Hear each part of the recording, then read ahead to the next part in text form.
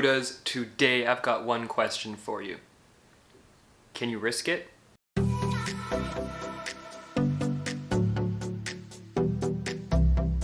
Now, Buddhas, before we get started, I just want to let you all know I've got a playlist down below with well over 100 Buddha Billionaire videos that you can binge watch to accelerate your spiritual awakening. And what is worth risking here? Let me posit a hypothesis that if you've gotten this far, you're probably already familiar with.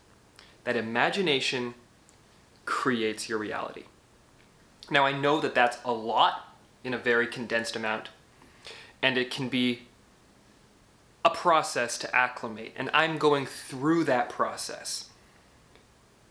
And I'm going to be honest with you, Buddhas, I'm a little bit scared of this process because by going through it, I'm starting to realize all of the instances of my past where I have planted seeds that are blooming, where I have seen something and gone, no, it happened this way, and how it then translated into an actual effect in my world, and how I set a date and time for something to happen and it came to that fruition. And going and seeing the actual power that I have, and coming to terms with it a little bit, and being genuinely scared of this truth. But this is the truth, that our thoughts create our reality. Our imagination, however you want to put it, creates the world that we live in. And here's the real question that you have to answer.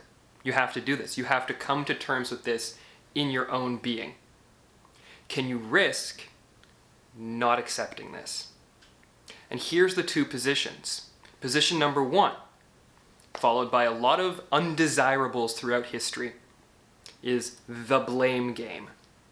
Everything that happens in my world is their fault. We saw this with all of the world wars in the last century.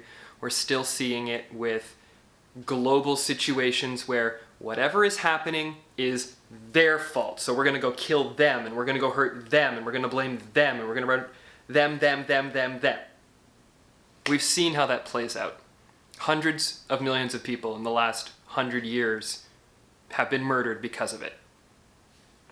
I know that's a little heavy, but it's true. Then there's the alternative. Not blame, but acceptance that the position you are in, no one else, but just you, your life is 100% you.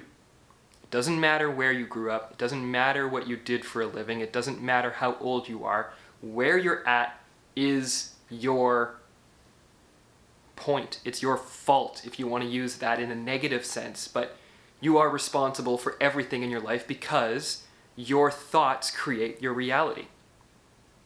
So you get to a point where you're in this material and you start to have these realizations, and then it gets a little scary, which is where I'm kind of at, but a little beyond. I like to think, because I do genuinely believe this, wouldn't take a lot of argument for anyone to see how I stand on this angle. But you have to make a decision at some point in your life about whether or not you're going to start to take that accountability and that responsibility for yourself. It doesn't mean you have to atone for anything. It doesn't mean that you have to go and apologize to anyone you have ever talked to.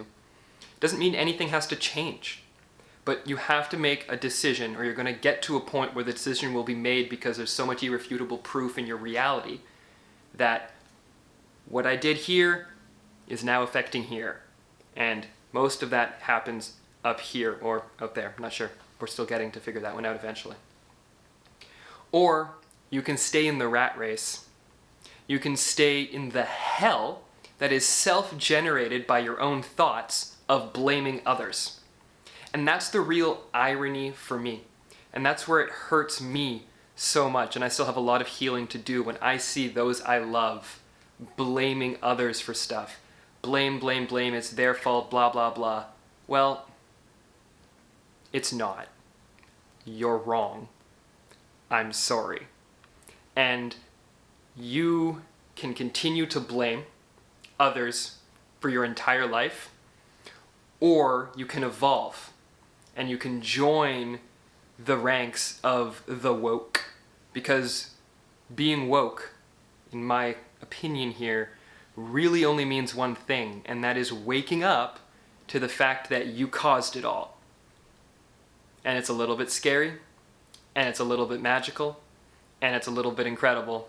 And we're going on this journey together, Buddhas, which is why I wanted to kind of have this heart-to-heart with you here. You've got Camp A and you've got Camp B. A is anybody else, and B is Buddha. Because you are the Buddha. You are 100% realizing that you matter, and that what you think matters. And that's what we're going to empower with. That's going to be part of our message moving forward, that your thoughts affect your reality at a very base and high level and everywhere in between. So Buddhas, with that in mind, remember the most important thought. Love yourself.